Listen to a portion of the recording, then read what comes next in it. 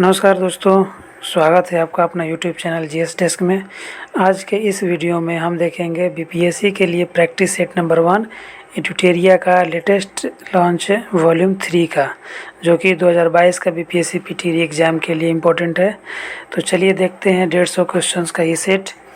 पहला क्वेश्चन है, भारत के 15वें राष्ट्रपति द्रौपदी मुर्मू जी ने राष्ट्रपति चुनाव में किसे हराया है? तो यशवंत सिन्हा इनका सही आंसर होगा। इनको हरा करके द्रौपदी मुर्मू देश की 15वीं राष्ट्रपति बनी है। नेक्स्ट अगला है कि भारत के राष्ट्रपति के संबंध से संबंधित अनुच्छेदों को सुमेलित करिए। तो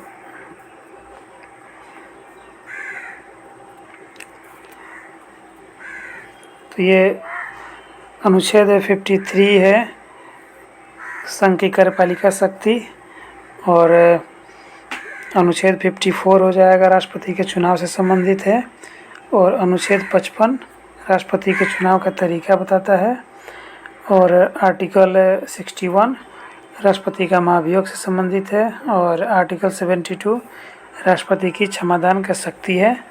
तो ये इसका ए आंसर हो जाएगा तो का। नेक्स्ट 3 नंबर क्वेश्चन देखते हैं। भारत के उपराष्ट्रपति के संबंध में निम्नलिखित कथनों पर विचार करें। तो इसका 1 नंबर जो है, उपराष्ट्रपति राज्यों की परिषद का पदेना सभापति होता है, आर्टिकल 63, ये गलत है।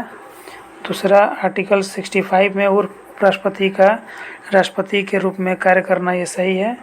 तीसरा है आर्टिकल 66 उपराष्ट्रपति के निर्वाचन की प्रक्रिया, ये सही है। और चौथा है आर्टिकल 71 उपराष्ट्रपति के चुनाव से संबंधित विवाद की जांच होती है आर्टिकल 71 के द्वारा। तो इसका सही आंसर हो जाएगा 2, 3, 4, बी इसका सही आंसर हो जाएगा। नेक्स्ट 4 नंबर है, ओलंपिक चैंपियन नीरज चोपड़ा ने विश्व एथलेटिक्स चैंपियनशिप में कौन सा पदक जीता है? तो ये रजत पदक जीते हैं। नेक्स्ट 5 नंबर है, हाल ही में भारत के 5 नए आर्द्रभूमि वेटलैंड को रामसर साइट के रूप में नामित किया गया है। इसमें शामिल कौन नहीं है? तो करिकली पक्षी अभयारण्य, जो कि तमिलनाडु में है, और पल्लीकरनई मार्स रिजर्व फॉरेस्ट, ये भी तमिलनाडु में है। सांख्य सागर आर्द्रभूमि, ये मध्य प्रदेश में है, और पाला आर्द्रभूमि जो मिजोरम में है। तो ये सभी 5 नए आर्द्रभूमि वेटलैंड में जो जोड़ा गया है रामसर साइट के रूप में, तो ये सभी जोड़ा गया है, कोई भी ऐसा नहीं है जिसको नहीं जोड़ा गया है। वर्तमान में 2022 में सितंबर तक टोटल 75 वेटलैंड हो चुके हैं डिक्लेयर। तो रामसर समझौता 1973 में ईरान के शहर में, जो कि कैस्पियन सागर के पास पड़ता है, वहाँ पर हुआ था। आर्द्रभूमियों के संरक्षण के लिए ये सम्मेलन हुआ था। नेक्स्ट 6 नंबर की ओर बढ़ते हैं। 6 नंबर है, हाल ही में किस नेता को sir Winston Churchill leadership award प्रदान किया गया? तो वोलोडिमिर जेलेंस्की को ये विंस्टन चर्चिल लीडरशिप अवार्ड दिया गया, जो कि यूक्रेन के राष्ट्रपति हैं जेलेंस्की, जो कि यूक्रेन और रूस के बीच युद्ध चल रहा है लंबे समय से अभी। 7 नंबर है, किस भारतीय अर्थशास्त्री को विश्व बैंक का मुख्य अर्थशास्त्री नियुक्त किया गया है? तो ये गिल साहब है।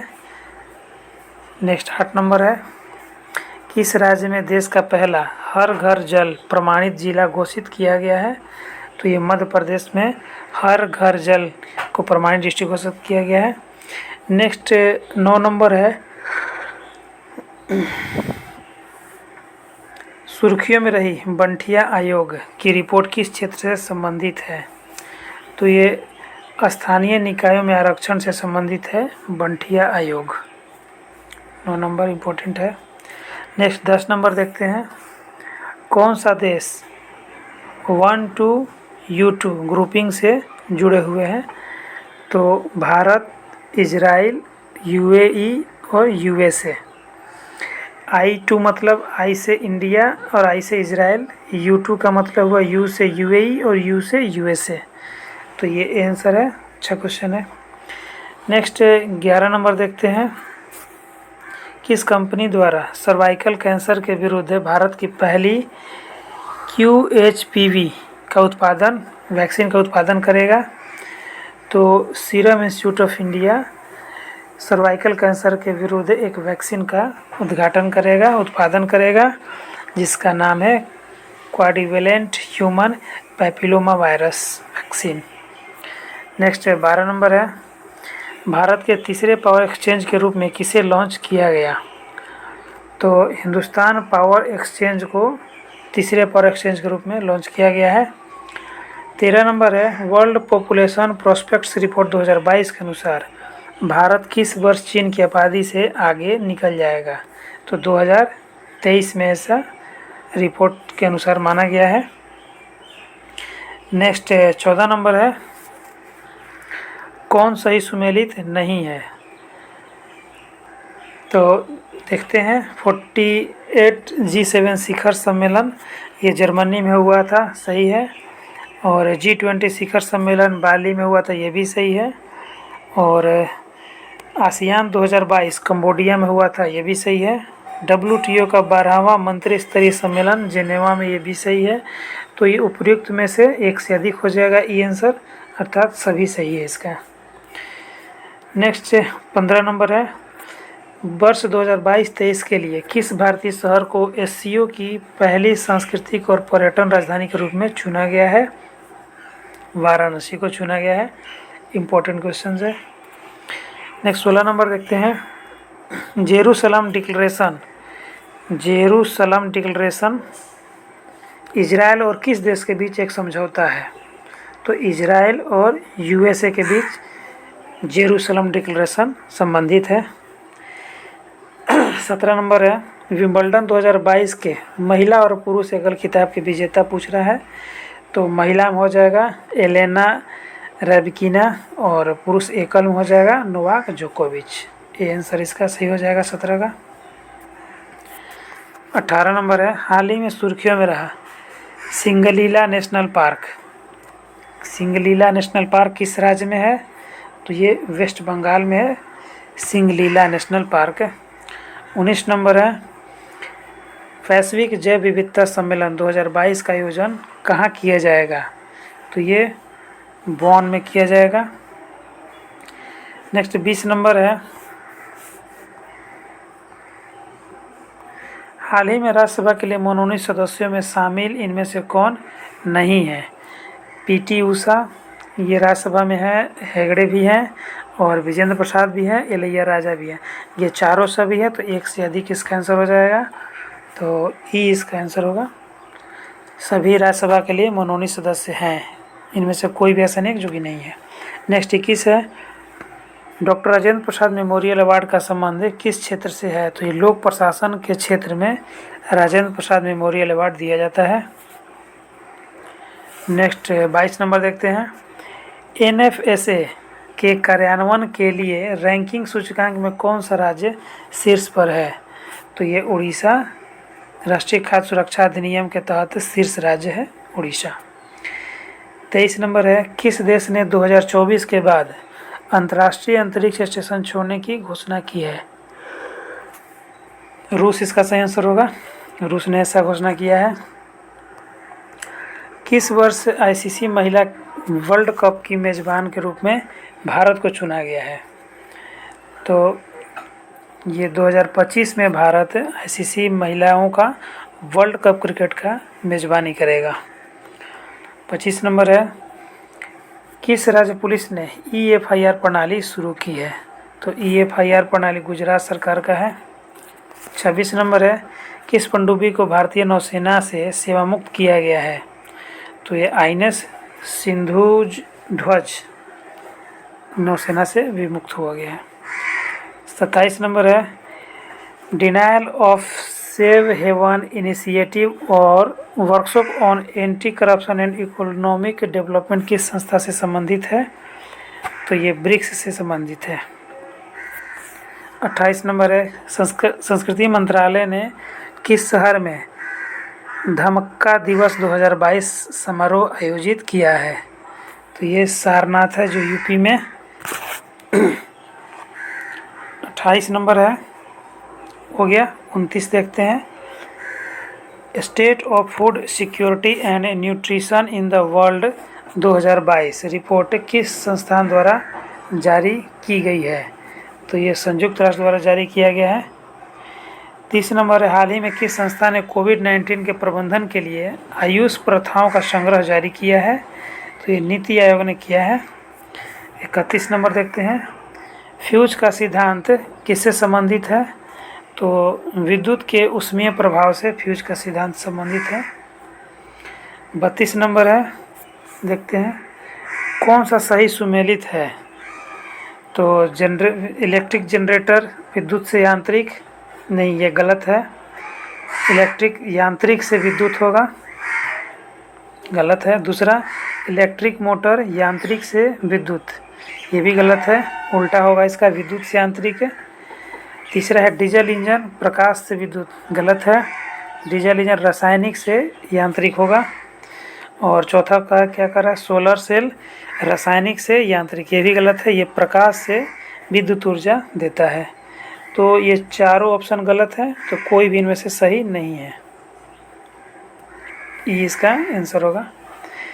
33 नंबर है, यदि ये गोलीय दर्पण को किसी द्रव में डुबाया जाता है तो उसकी फोकस दूरी क्या होगी? तो फोकस दूरी उसकी अपरिवर्तित रहेगी, गोलीय दर्पण को यदि द्रव में डुबाया जाएगा तो। 34 नंबर है, यदि प्रकाश तरंगों को एक माध्यम से दूसरे माध्यम में ले जाया जाएगा तो वेरिएबल्स क्या प्रभावित होंगे? तो प्रभावित क्या क्या होंगे? वेग और तरंग दैर्ध्य प्रभावित होता है एक माध्यम से दूसरे माध्यम में जाने पर। बहुत ही इंपॉर्टेंट क्वेश्चन है। किस बिंदु पर फ़ारेनहाइट तापक्रम सेंटीग्रेड तापक्रम का 2 गुना होता है? एक तो आता है कि इक्वल किस पर होता है, तो -40 डिग्री पे होता है, और ये पूछ रहा है कि 2 गुना किस पे होता है, तो ये 160 पर हो जाएगा। 36 नंबर देखते हैं, प्रकाश वर्ष होता है, तो एक वर्ष जिसमें सूर्य का प्रकाश अधिकतम रहा, गलत है। प्रकाश वर्ष दरअसल होता है प्रकाश द्वारा तय की गई दूरी 1 साल में। तो ऑप्शन में देखते कहाँ है, ये बी नंबर क्या करे, जिसमें सूर्य का प्रकाश न्यूनतम रहा हो, नहीं। प्रकाश द्वारा 1 माह में चली गई दूरी, नहीं। सूर्य तथा पृथ्वी के बीच की औसत दूरी, नहीं। इनमें से कोई नहीं इसका आंसर होगा। यहाँ पर ये सही होता, प्रकाश द्वारा 1 माह में जगह होता 1 साल में, तो ये सही होता, प्रकाश द्वारा 1 साल में चली गई दूरी, तो 36 का ई आंसर हो जाएगा। 37, 1 हॉर्स पावर में कितने जूल सेकेंड होते हैं? तो ये 746 होता है।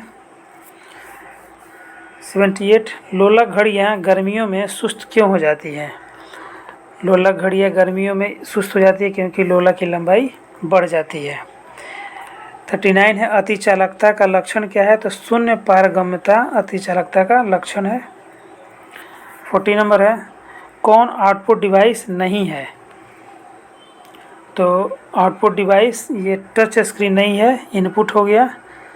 बाकी प्रिंटर आउटपुट है, प्लॉटर आउटपुट है, मॉनिटर भी आउटपुट है, ये डिस्प्ले में हम देखते हैं। रेडियोएक्टिविटी का आविष्कार किसके द्वारा किया गया था? तो ये हेनरी बैकुरेल के द्वारा किया गया था। भौतिक परिवर्तन का उदाहरण क्या है?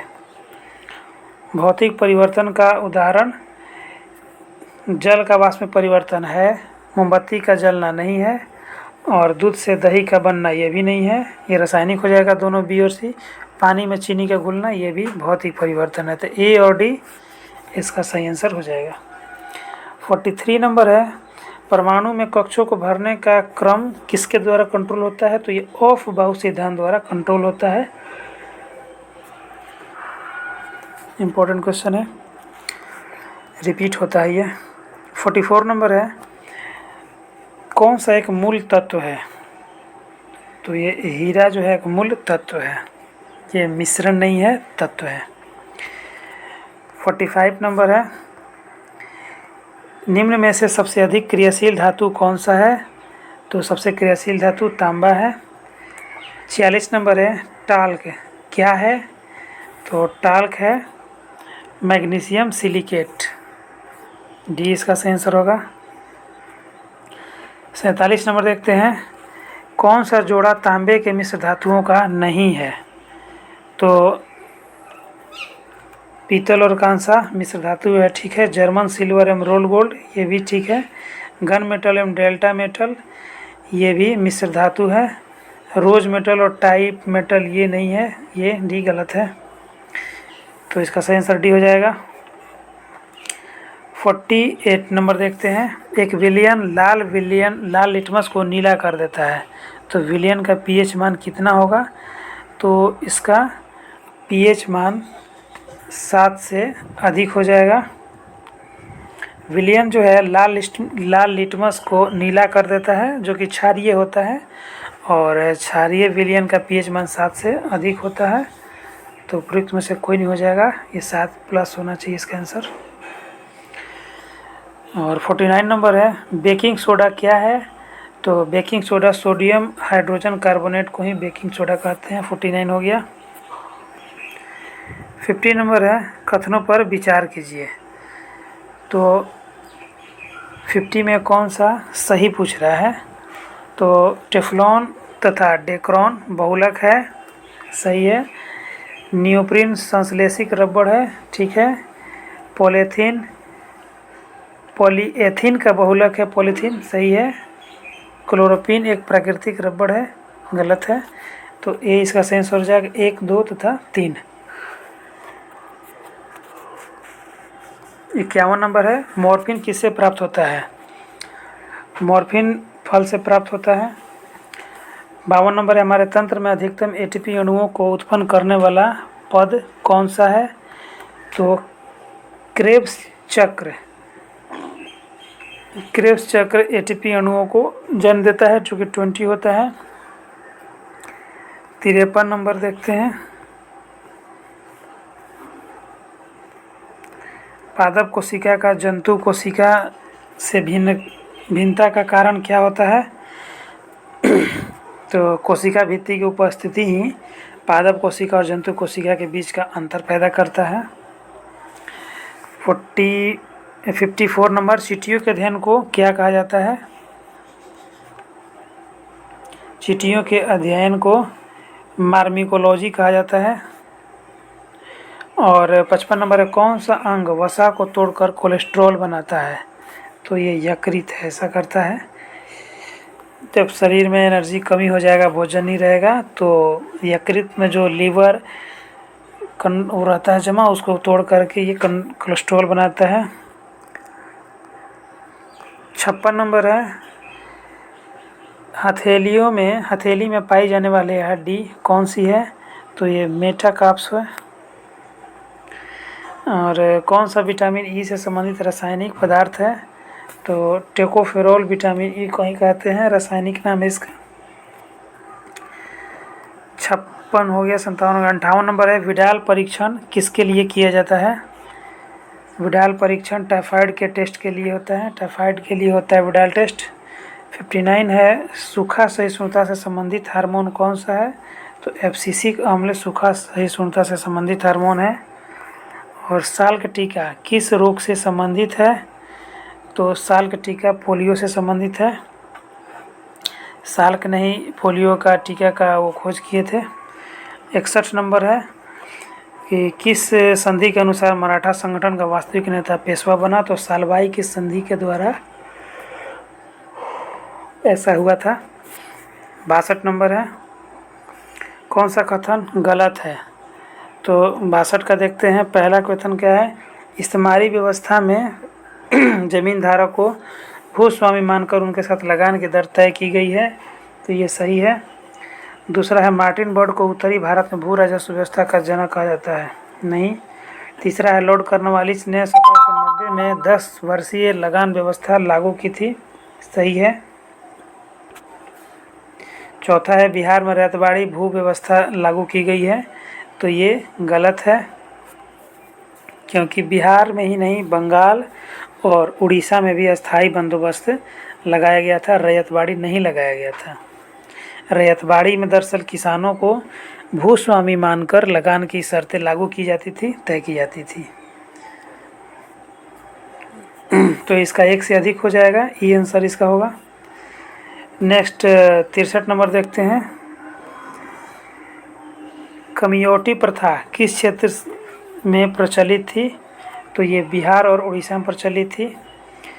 असबाब ए बगावत ए हिंद नामक पुस्तक का संबंध किससे है? तो 1857 के विद्रोह में ये पुस्तक आया था। नेक्स्ट 65 नंबर है। 14 जून 1947 को अखिल भारतीय कांग्रेस समिति की नई दिल्ली में हुई बैठक में भारत के विभाजन का प्रस्ताव किसने प्रस्तुत किया था? तो ये गोविंद वल्लभ पंत ने 14 जून 1947 को कांग्रेस के सम्मेलन जो कि दिल्ली में हुआ था वहाँ पर भारत के विभाजन का प्रस्ताव सौंपा था जिन्ना से पहले। तो ये इम्पोर्टेंट क्वेश्चन है। 66 नंबर है। निराश्रित महिलाओं के लिए मुक्ति सदन की स्थापना किसने किया था? तो मुक्ति सदन की स्थापना पंडित रामाबाई ने की थी। 67 नंबर है। प्रसिद्ध नाटक नील दर्पण का अंग्रेजी में अनुवाद किसने किया था? तो नील दर्पण का थे ये दीनबंधु मित्र, इनका था नाटक, और अंग्रेजी में अनुवाद किए हैं मधुसूदन दत्त ने। तो इसका सी आंसर हो जाएगा। 68 है। किसने स्वदेश बांधव समिति का गठन किया था? तो अश्विनी कुमार दत्त ने स्वदेश बांधव समिति का गठन किया। नेक्स्ट है। किस वर्ष अंग्रेजों के समय भारत में प्रथम जनगणना संपन्न हुआ? तो ये 1872 में हुआ था, और नियमित जनगणना 81 में हुआ था लॉर्ड मेयो के समय। नेक्स्ट 70 नंबर देखते हैं। निम्नलिखित में से किसने कहा था क्रांतिकारी आंदोलन तो सामाजिक सच्चाई है, इसके बिना समाज कभी प्रगति नहीं कर सकता है? तो ये लाला लाजपत राय ने कहा था, क्योंकि खुद ये क्रांतिकारी थे। 71 नंबर है। लंदन में ईस्ट इंडिया एसोसिएशन की स्थापना किसने की? तो ये तो साहब नौरोजी साहब थे। ईस्ट इंडिया एसोसिएशन की स्थापना कहाँ पर? लंदन में। नेक्स्ट 72 नंबर है, देखते हैं। 1906 में अखिल भारतीय मुस्लिम लीग की स्थापना कहाँ पर हुआ? तो लाहौर, दिल्ली, मुर्शिदाबाद, शिमला नहीं, ये ढाका में हुआ था। अखिल भारतीय मुस्लिम लीग की स्थापना 1906 में, और 30 दिसंबर को हुआ था ये। नेक्स्ट 73 नंबर देखते हैं। अवध किसान सभा की स्थापना किसने की थी? तो ये बाबा रामचंद्र थे अवध किसान सभा के स्थापना करने वाले। 74 नंबर है। कौन सा युग्म सुमेलित नहीं है? तो 74 में देखते हैं। साइमन कमीशन की नियुक्ति 27 में, ठीक है, और 28 में भारत में आ गया था। प्रिंस ऑफ वेल्स का भारत आगमन 1921 में, सही है। तृतीय गोलमेज सम्मेलन, ठीक है, 32 में, पहला 30, दूसरा 31 और तीसरा 32 में। चौथा क्या करा? असहयोग आंदोलन की शुरुआत 1920 में, जो कि 22 तक चला था। तो ये सभी सही है, उपयुक्त में से एक से अधिक हो जाएगा इसका आंसर। नेक्स्ट देखते हैं 75 नंबर।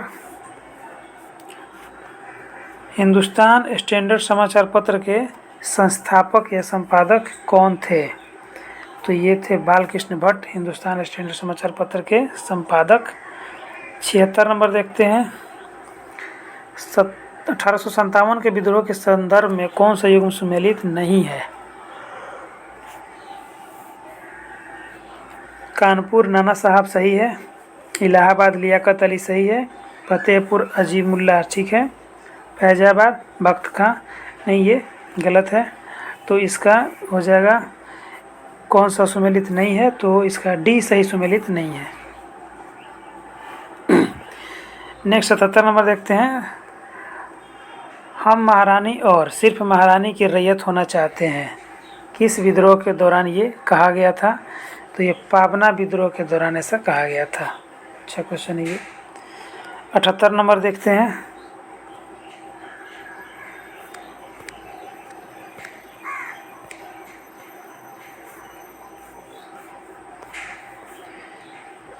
निम्नलिखित कथनों में कौन सा कथन एक सही है?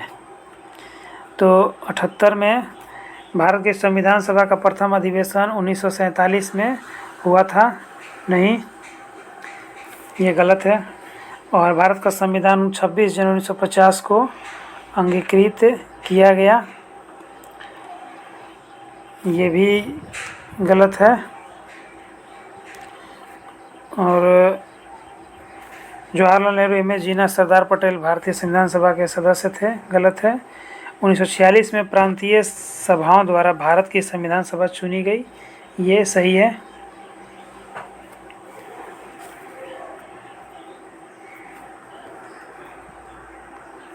(79) देशी रियासतों से संबंधित all India state peoples congress, जिसका शॉर्ट नाम दिया गया भारत प्रजामंडल, का गठन किस वर्ष किया गया था? तो ये 1927 में किया गया था। ब्रिटिश सरकार द्वारा नवंबर 1945 को आज़ाद हिंद फौज पर चलाए गए मुकदमे में आज़ाद हिंद फौज की ओर से पैरवी करने वाले वकीलों की अध्यक्षता किसने की थी? तो भूला भाई देसाई ने किया था। 81 नंबर है, महात्मा गांधी के राजनीतिक जीवन की घटनाओं का सही कालक्रम कौन सा है? तो इसका होगा चंपारण, उसके बाद अहमदाबाद मिल हड़ताल, फिर खेड़ा सत्याग्रह, फिर असहयोग आंदोलन। 1917, 1922। नेक्स्ट है 1918, फिर 1922। 82 नंबर, भारत छोड़ो आंदोलन के दौरान उत्पन्न दंगे किस क्षेत्र में सर्वाधिक व्यापक स्तर पर हुए थे? तो ये संयुक्त प्रांत में हुआ था भारत छोड़ो आंदोलन के दौरान दंगा। 83 है, चंपारण के समय लेफ्टिनेंट गवर्नर बिहार के पूछ रहा है, तो इसमें अल्बर्ट गेट थे। 84 नंबर है, 1942 के भारत छोड़ो आंदोलन के दौरान नेपाल के राजविलास के जंगलों में युवकों को अग्न्यास्त्र चलाने का प्रशिक्षण किसके नेतृत्व में दिया जा रहा था? तो सरदार नित्यानंद के कंट्रोल में भारत छोड़ो आंदोलन के दौरान अग्न्यास्त्र चलाने का प्रशिक्षण दिया जा रहा था इनके द्वारा। 85 नंबर देखते हैं,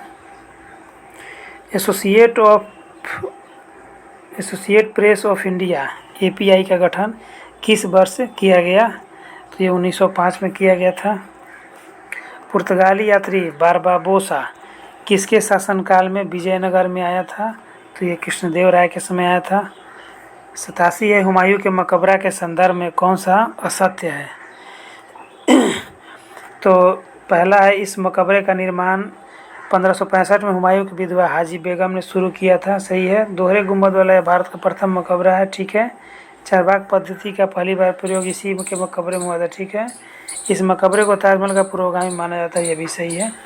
तो हुमायूं का मकबरा ताजमहल का पुरोगामी माना जाता है और पहली बार इसमें चारबाग पद्धति का प्रयोग हुआ, दोहरे गुंबज वाला यह था और यह हुमायूं की बेगम हाजी बेगम के याद में बनाया गया था। नेक्स्ट 88 नंबर है, कौन सा अकबर का अंतिम सैन्य विजय अभियान था? तो असीरगढ़ का अभियान अकबर का अंतिम अभियान था। 89 है, किस शासक ने दिल्ली सल्तनत में विद्रोहों के दमन के लिए 4 अध्यादेश जारी किए? अलाउद्दीन खिलजी ने ऐसा किया था दिल्ली सल्तनत में विद्रोह के दबाने के लिए। 90 नंबर है कि दिल्ली सल्तनत में दीवाने रियासत का अर्थ क्या है? दीवाने रियासत का अर्थ था बाजार पर नियंत्रण रखना, दिल्ली सल्तनत में रियासत को कंट्रोल करना इसके माध्यम से। फुतुह अस सलातीन नामक ग्रंथ के लेखक कौन थे? तो ईसामी थे। और 92 नंबर है, वकाटक वंश के किस शासक ने 4 अश्वमेध यज्ञ तथा अन्य वैदिक यज्ञों का अनुष्ठान किया? तो प्रवर सेन, जो कि वकाटक वंश से थे। सोलंकी वंश की स्थापना किसने की थी? तो सोलंकी वंश का मूल राज प्रथम ने किया था स्थापना। 94 देखते हैं, किसके अनुयायियों को निर्ग्रंथ कहा जाता था? तो पार्श्वनाथ के अनुयायियों को निर्ग्रंथ कहा जाता था। 95 नंबर है, मौर्यकालीन शासन में टकसाल का अध्यक्ष को क्या कहते थे? तो टकसाल के अध्यक्ष को लक्षणाध्यक्ष कहा जाता था। 96, हड़प्पा सभ्यता का सर्वाधिक पश्चिमी पुरास्थल कौन सा है? तो सूतकांगेडोर है ये सर्वाधिक पश्चिमी स्थल। 97 नंबर है कि त्रिपिटक के तीसरे अभिधम पिटक का संकलन किस बौद्ध संगीति में हुआ था? तो ये तृतीय में हुआ था अभिधम पिटक का। 98 है कि अशोघोष किस शासक के दरबार में थे? तो कनिष्क में थे। 99 नंबर है उदयगिरी गुहालेख में किस गुप्त शासक के विजयों का उल्लेख है? तो चंद्रगुप्त द्वितीय का विजय का उल्लेख है किसमें? उदयगिरी गुहालेख में। नेक्स्ट 100 नंबर है धार्मिक कविताओं का संकलन, क्या नाम है इसका? कुरल। कुरल क्या है? धार्मिक कविताओं का संकलन है। किस भाषा से संबंधित है? तो तमिल भाषा में यह कुरल। 101 है कुमायूं हिमालय के संबंध में कौन सा कथन गलत है? तो इसका काली नदी से तीस्ता नदी तक है 101 का, ये असत्य है। बाकी मिलाम तथा गंगोत्री हिमनदी क्षेत्र में ठीक है। दून घाटी शिवालिक तथा मध्य हिमालय में सही है। केदारनाथ तथा बद्रीनाथ जैसी पर्वत चोटियाँ यहाँ पर है, ये सही है।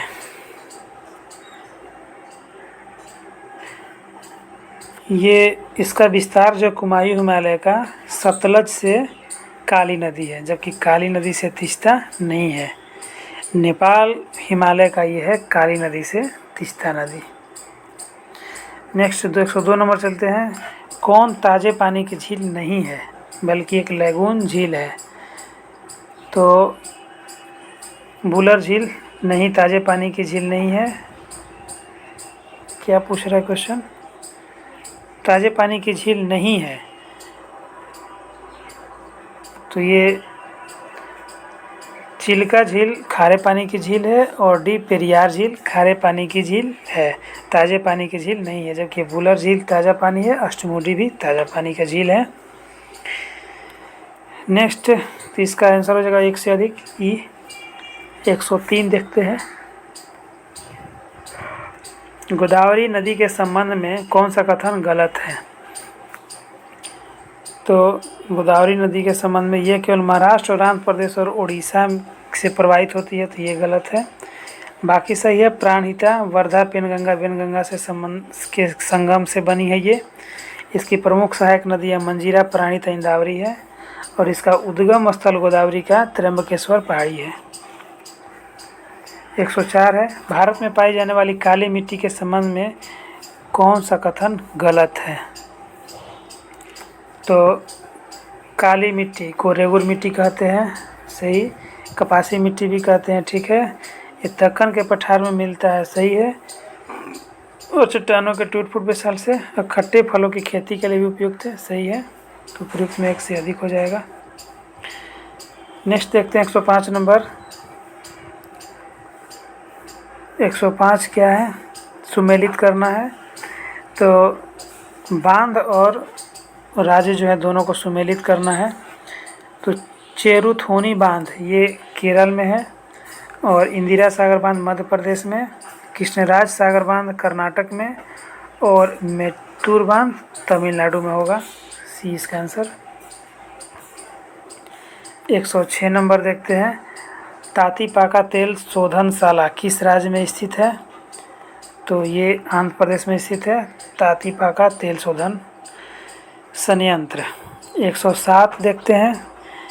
क्या है कि निम्नलिखित बंदरगाहों और उनसे संबंधित राज्यों में कौन सुमेलित नहीं है? तो पहला जवाहरलाल नेहरू बंदरगाह महाराष्ट्र में है, सही है। और मर्मागोवा गोवा में है, ठीक है। एन्नोर बंदरगाह केरल गलत है, तमिलनाडु। पारादीप बंदरगाह उड़ीसा में, सही है। तो इसका सी गलत हो जाएगा। किस संघ राज्य क्षेत्र में महिला साक्षरता दर सर्वाधिक है? तो 108 का बी आंसर होगा, लक्षद्वीप में महिला साक्षरता दर सर्वाधिक है। 109 देखते हैं। पांडिचेरी केंद्र शासित प्रदेश 3 राज्यों में फैला हुआ है, कौन सुमेलित सही है इनमें से? तो ये तीनों सुमेलित है। माहे में भी फैला हुआ है और कराईकाल जो कि तमिलनाडु में है, यनम आंध्र प्रदेश में। तीनों जगहों पर ये पुडुचेरी केंद्र शासित प्रदेश फैला हुआ है, इम्पोर्टेंट क्वेश्चन है, ये रिपीटेड होता है। नेक्स्ट 110 नंबर देखते हैं। कौन सा देश भूमध्य रेखा पर अवस्थित है? तो इसका आंसर हो जाएगा कोलंबिया और केन्या, ये दोनों देश भूमध्य रेखा पर अवस्थित है। कुल 13 देश भूमध्य रेखा पर अवस्थित है, जिसमें कोलंबिया और केन्या भी है। वेनेजुएला और ब्रुनई ये गलत है। 111 नंबर देखते हैं। निम्नलिखित प्रायद्वीपों और उनकी भौगोलिक स्थिति के संबंध में सुमेलित नहीं है। कौन सा सुमेलित नहीं है? तो अरेबियन प्रायद्वीप, बिस्के की खाड़ी, ये सही है। बाल्कन प्रायद्वीप, काला सागर, ये भी सही है। और कोला प्रायद्वीप श्वेत सागर से ठीक है। केपियाक प्रायद्वीप, कार्पेट्रिया, ये ठीक है। तो एक से अधिक हो जाएगा, सभी इसमें सुमेलित हैं। 112 नंबर है। निम्नलिखित भू आकृति और उनकी अवस्थिति को सुमेलित करें। 112 का है जलोढ़ पंख, यह है गिरिपाद है पर्वतीय, और भी आकार की घाटी पर्वतीय क्षेत्र में बनता है। और डेल्टा आकार का जो है समुद्र तट बनाता है। और चाप झील जो है नदी के निम्नतर फैलाव से बनता है। 113 नंबर है। निम्नलिखित जलधाराओं और महासागरों में कौन सुमेलित नहीं है? तो फ्लोरिडा जो कि दक्षिणी अटलांटिक महासागर में, ये सुमेलित नहीं है। नेक्स्ट देखते हैं 114 नंबर।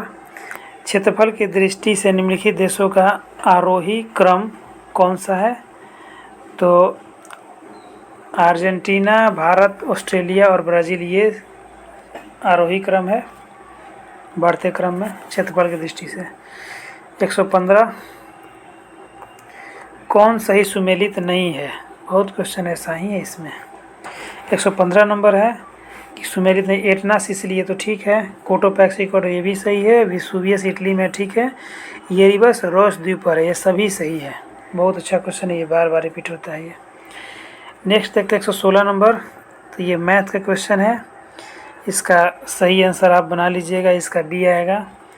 और 116 हो गया। 117 देखते हैं, ये भी मैथ है। मैथ में इसका सही आंसर होगा, आप बना लीजिएगा। ये 13 और 25 आएगा, दोनों की आयु, सोनाली और अनीसा की वर्तमान आयु। और 118 नंबर है, इसका सही आंसर होगा ए नंबर। और 119 नंबर है, इसका देखते हैं। ये सिंपल क्वेश्चन है, ये इसको बना सकते हैं। 119 का डी आएगा आंसर। और 120 है, तो 120 का इसका भी डी आंसर होगा। 121 में ए आएगा इसका आंसर। और 122 का ये भी ए इसका आंसर आ जाएगा। 10 क्वेश्चन बीपीएससी में आते हैं मैथ के। 123 नंबर, 23 नंबर है कि शिक्षक, चिकित्सक और पुलिस, ये सभी का कार्य क्षेत्र अलग है, तो ये सी इसका आंसर हो जाएगा। और 24 का मैथ बनाइएगा, इसका डी आंसर हो जाएगा। 10% आएगा ब्याज, इसका वार्षिक दर ब्याज का। 125 है, 125 में इसका डी आंसर होगा 35 घंटा। और 126 है कि बिहार में खुले वनों का क्षेत्रफल, तो ये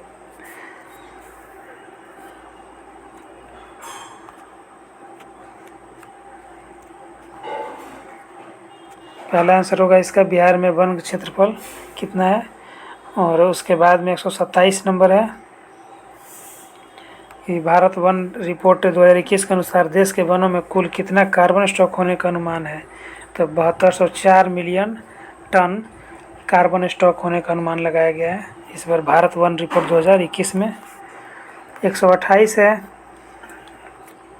कि इस रिपोर्ट के अनुसार क्षेत्रफल की दृष्टि से सर्वाधिक वन आवरण वाले राज्य का सही अवरोही क्रम क्या है?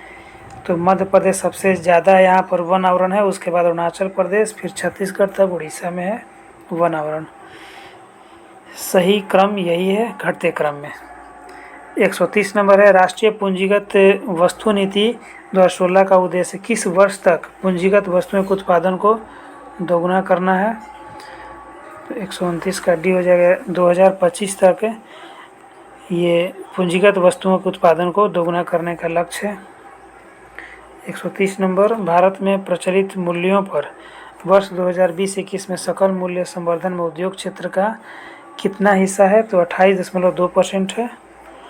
131, वर्ष 2018 में सब्जियों और फलों के विश्वव्यापी निर्यात में भारत का हिस्सा कितना है?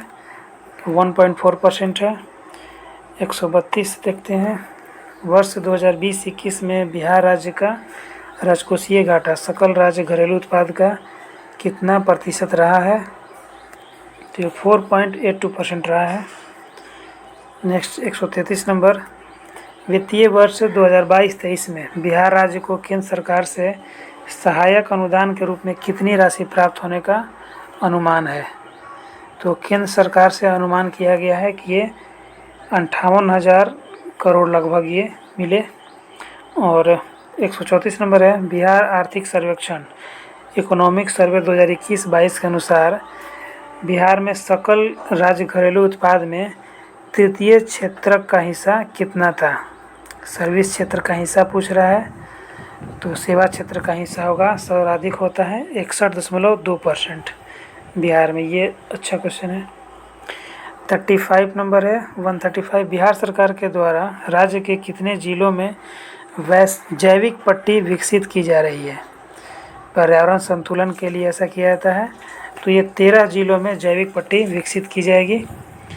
136 देखते हैं, कौन बजट में राजस्व प्राप्ति मद नहीं है? उधार लेना, ये बजट राजस्व प्राप्ति मद में नहीं रहता है।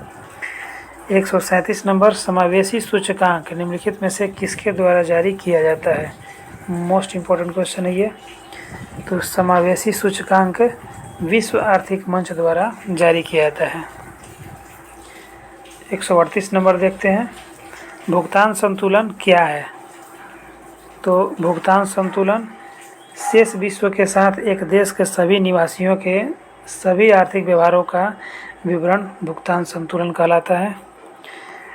139 है, ह्यूमन डेवलपमेंट इंडेक्स मानव विकास रिपोर्ट में लिंग असमानता सूचकांक को किस वर्ष शामिल किया गया था? तो 2010 में HDI में असमानता सूचकांक जेंडर गैप को शामिल किया गया था रिपोर्ट में। और 140 है कि कौन लातविया की राजधानी है? किस देश की राजधानी लातविया है? तो रीगा की राजधानी लातविया है।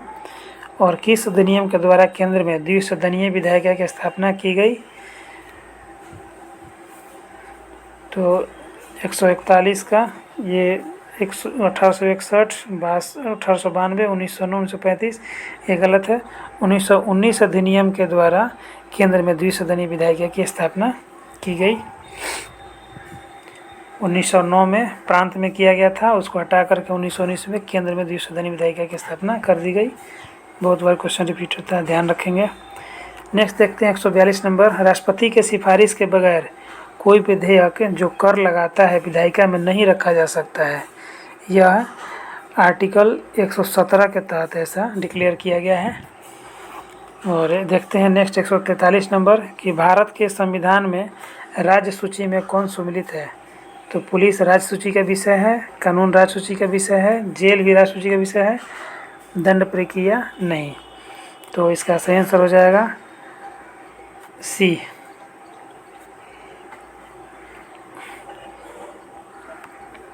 नेक्स्ट 144 नंबर देखते हैं, मूल अधिकारों से असंगत या उनका अल्पीकरण करने वाली विधियों को किस अनुच्छेद के अंतर्गत शून्य घोषित किया जाता है?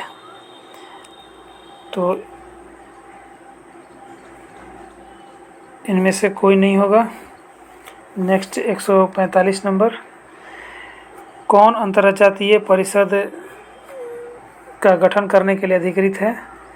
145 का संसद है नहीं, सर्वोच्च न्यायालय नहीं, लोकसभा का अध्यक्ष, राज्यसभा नहीं, कोई भी इनमें से अंतर्राज्यीय परिषद का गठन करने के लिए नॉमिनेटेड नहीं है। ये इसका गठन दरअसल राष्ट्रपति करते हैं और अनुच्छेद 263 के तहत अंतर्राज्यीय परिषद का गठन होता है।